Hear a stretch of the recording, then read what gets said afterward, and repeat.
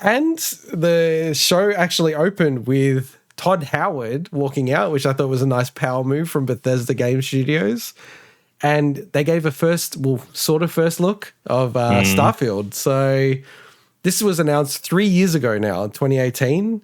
The cool thing was they did give a date for this game, which was exciting, which is the 11th of November, 2022. I do kind of like how they just put dibs on that date because that's such a cool looking date, like 11/11/22. And I think, the game's so massive that I think a lot of other games, if they were thinking about launching that date, may move out of that period of time. I thought it was a bit weird that they sort of said it was 25 years in the making. I think it's more like just their first new IP in 25 years. I don't think they've been working on this game for 25 years. And they didn't show much footage in terms of like gameplay. So they did say the footage was in-engine, but do you guys believe that, or do you feel like it was more CG? I think it was in-engine. It was just in-engine on a very high-end PC. Yeah, very high-end PC, in-engine, cutscene kind of content, obviously. Yeah. Look, it looked great. Oh, it looked fantastic. I will reserve judgment until they actually show some proper gameplay. Because that's probably the only thing that I was disappointed about this whole thing. People want to see gameplay. They want to see what it actually looks like running. Maybe there's some shooting mechanics or something. But if it ends up looking like this in game, damn, it's pretty gorgeous.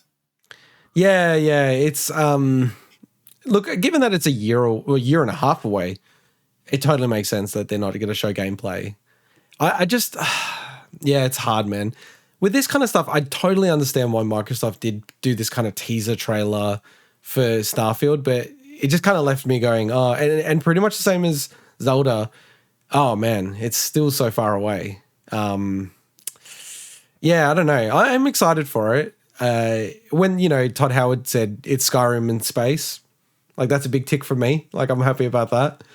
And the sci-fi setting I think just works so much more for me than the sort of Skyrim or something, just like fantasy or even dark fantasy is a bit different, but like Skyrim's more of a fantasy thing for me. So I'll just those post E3 or post showcase discussions with Todd Howard. So a lot of info actually came out about that I don't think a lot of people have seen. So some of that is the fact that the game is actually apparently includes a lot more hardcore role-playing systems than even previous Bethesda games, such as the ability to choose character's background is something they've done in the past but haven't done in quite a few recent games. So they're actually leaning a lot more into that literal role-playing side of things. And that makes Vinny excited. Yeah, and the fact that they're touting this game as open world but not open universe, which I think is a very important distinction to make. What does that mean? It means that there's areas that are open world, but it's not like explore the universe kind of as, your go anywhere you want, like Elite Dangerous or anything like that. It's not a spacefaring No Man's Sky. Yeah, but it's essentially going to have like areas, cities, they mentioned like hub worlds, right?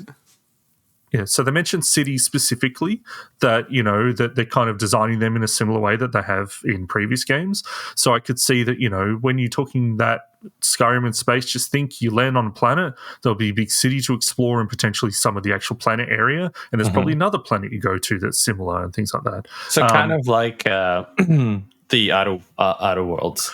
Outer Worlds was much smaller in scope, but on purpose. Yeah.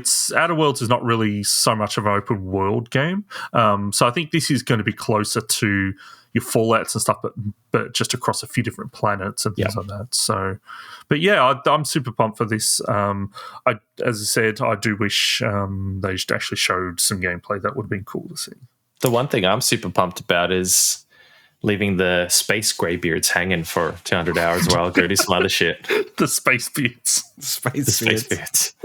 Yeah, it's a weird one, right? Because you can break apart this trailer as people have done, but I like the aesthetic. This sort of like really heavy black and white. I think it was described by Todd Howard, but this is kind of how I actually thought of it. I think he said something like NASA punk, and I kind of get that vibe from it. NASA punk. because it has that kind of NASA, NASA's like design in the 60s and 70s was like so high contrast, bold, like very prime colors, all this kind of stuff. And you can see that from a lot of the design elements, even in the trailer. So it looks really cool. It's just, I guess, Breath of the Wild 2 did have gameplay footage in it, and that's probably it's around the same. Breath of the Wild 2. Shut up. That's also similarly far away. I mean, like, if you're going, that's also November. Man, that's going to be kind of insane. I love that they also included the Elder Scrolls Easter egg, which is so cool. Which is essentially the Hammerfell and High Rock map, which everyone is essentially.